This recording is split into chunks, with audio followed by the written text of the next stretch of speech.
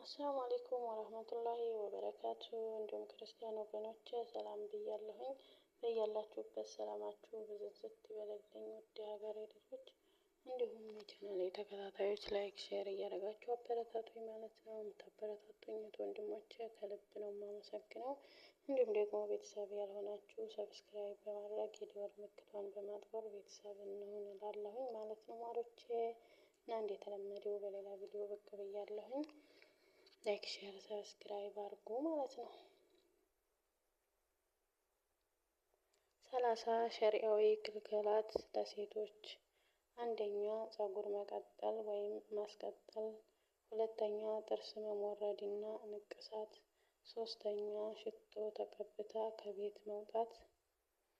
አራተኛ አጅነቢይ ወንድ ፊት ጌጧንና መልኳን ማሳየት። አምስተኛ ባሏ ወደ ፍራሽ ሲጠራት እምቢ ማለት። ስድስተኛ ባሏ ጋር የምታደርገውን የፍራሽ ምስጢር ለሌላ ሰው ማውራት። ሰባተኛ ከባሏ እየኖረች ያለ ፍቃድ ሱና ጾም መጾም።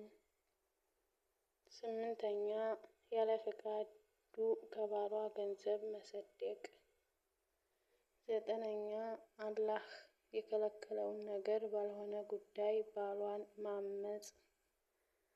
አስረኛ አሳማኝ ባልሆነ ምክንያት ከባሏ ፍች መጠየቅ።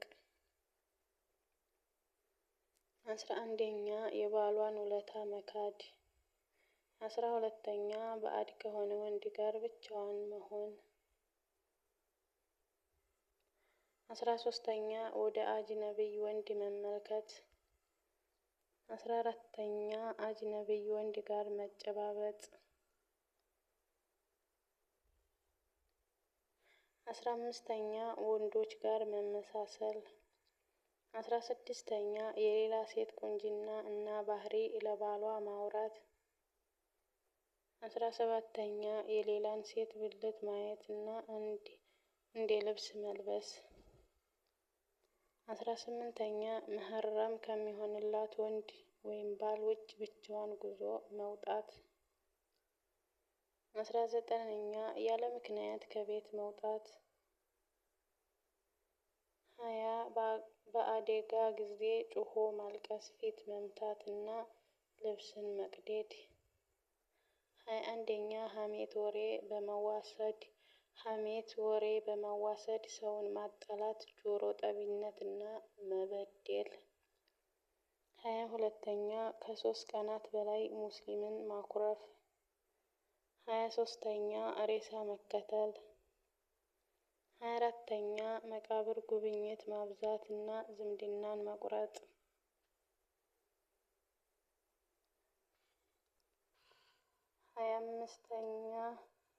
25ኛ መተተኞች እና ኮከብ ቆጣሪዎች ጋር መሄድ። 26ኛ ልጆችን መራገም። 27ኛ አገልጋዮችን ማሰቃየት። 28ኛ ጎረቤትን ማስቸገር። 29ኛ በሞተ ሰው ላይ ከ3 ቀን በላይ መነጣጣት የተከለከለ ነው ከባሏ በስተቀር። ለባሏ ግን 4 ወር ከ10 ቀን ታዝናለች፣ ትነጣጣለች። 30ኛ ፀጉሯን እንደ ግመል ሻኛ ማድረግ። እና የኔ ወዶች ላይክ፣ ሼር፣ ሰብስክራይብ አድርጉ ማለት ነው። የዛሬውን ቪዲዮዬን በዛ አጠናቅቄያለሁኝ። በቀጣይ ቪዲዮ እስከምንገናኝ አሰላሙ አለይኩም ወራህመቱላሂ ወበረካቱ።